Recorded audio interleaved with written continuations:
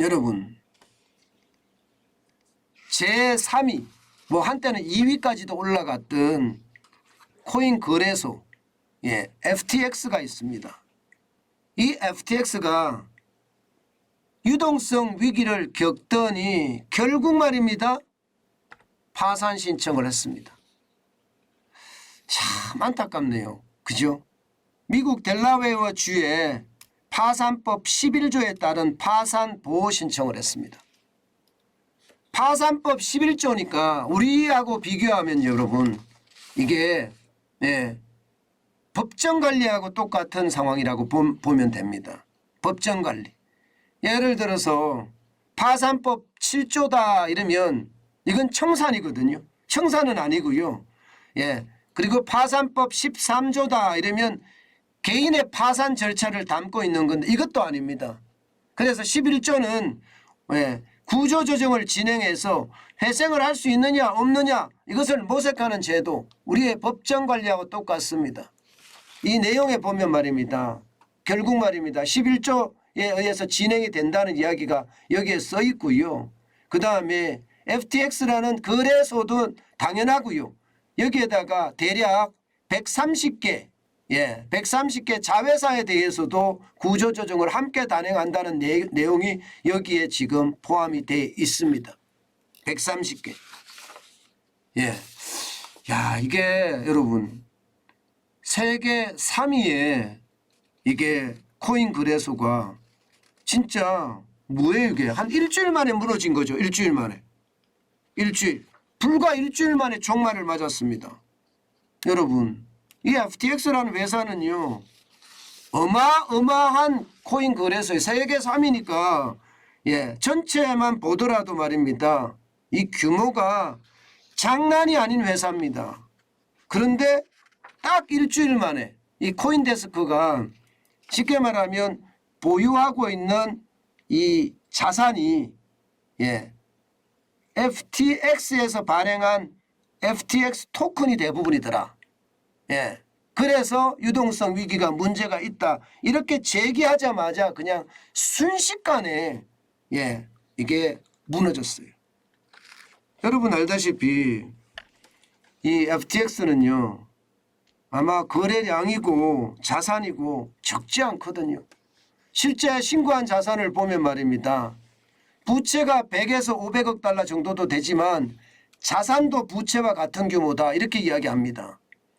물론 100에서 500억 달러면 우리 돈으로 얼마나 되나요? 13조 2천억 정도에서 이게 66조 2천억 정도 되죠. 그러니까 부채가 어마어마합니다. 여기에다가 자산도 이만큼 된다고 하는데 과연 자산이 이만큼 될지는 더 따져봐야 될 것 같습니다. 채권자는 10만 명 이상이 돼요. 10만 명 이상. 그야말로 이제는요. 빚잔치만 당한 것 아니냐. 이런 얘기가 지금 현재까지 나오고 있습니다. 현재까지. 이 파산 신청을 하게 되면요. 쉽게 말하면 파산을 이게 절차를 진행할 CEO를 다시 뽑거든요. 그러면 뱅크맨 프리드라는 현 CEO는 물러나고 그 자리를 앨런 파산 때 실제 절차를 진행했던 레이 3세가 존 레이 3세가 바로 이어받아서요. 이제 빚잔치를 할 모양이에요. 근데 문제는 여러분 이 빚잔치가 단순하게 말입니다. 가상화폐 거래소 하나가 무너지는 정도로 끝나야 되거든요. 근데 이게 과거에 미국의 리먼 브러더스 사태처럼 이 사태가 일파만파될까 사실 두렵습니다. 지금 시장에서는요. 코인판 리먼 사태가 터졌다 이렇게 이야기하거든요. 리먼 브러더스 사태는 세계 금융위기를 촉발시킨 핵심적인 사건 중에 하나였거든요. 지금 FTX의 어떤 파산이 그렇게 될까 굉장히 두려워들 합니다. 물론 여기에 자산도 부채와 같은 규모다인데 이 자산이 실질적으로 같은 규모가 돼야 되지 그렇지 않고 진짜 많은 투자자들 말입니다. 예를 들어서 반 아크나 소프트뱅크 손정희 회장이나 테마섹이면 싱가포르 싱가포르 국부펀드죠. 예, 블랙락이나 혹은 세퀘아 캐피탈이나 코인베이스나 투자한 데가 굉장히 많습니다. 근데 이게 언제 어떻게 결론이 나느냐, 예, 어떻게 결론이 나느냐, 또 이들의 투자액이 1조만 있느냐 아니면 더 많은 돈이 있느냐, 이제 여기에 따라서 굉장히 달라질 거고요. 시리즈 B나 시리즈 C에도 지금 투자가 5,400억 정도 되는데 뭐 이 정도 금액이면 뭐 별로 큰 금액은 아니다. 글로벌 금융위기까지는 가지 않는다. 이렇게는 이야기해요. 그러나 숨겨진 진실이 이제 터지게 되면 과연 얼마가 될까? 예, 여기에다가 말입니다. 여기에다가 예, FTX의 어떤 파산이 예, 다른 암호화폐로 이게 만약에 이게 전이가 된다면 뭐 당장 자산이 실질적으로 예, 부채만큼 된다고 하더라도 예, 이것은 세계 금융 위기처럼 아주 큰 판으로 벌어질 가능성 커지고 있습니다. 아직까지는 그렇게 큰 조짐은 안 보입니다. 당장 비트코인만 하더라도 말입니다. 지난 7일에는 26,2달러였습니다. 그런데 터지자마자 15,580달러까지 떨어지더니 11일 오후 7시 현재예요. 16,756달러로 반등을 했습니다. 게다가 지금은 16,800달러까지 또 반등을 했어요. 그러니까 이게 FTX라는 코인 거래소, 세계 3위 코인 거래소가 무너졌다고 하더라도 금융위기로까지는 발전하지 않겠다는 게 현재까지 입장이긴 합니다. 그렇지만 시장은 심리잖아요.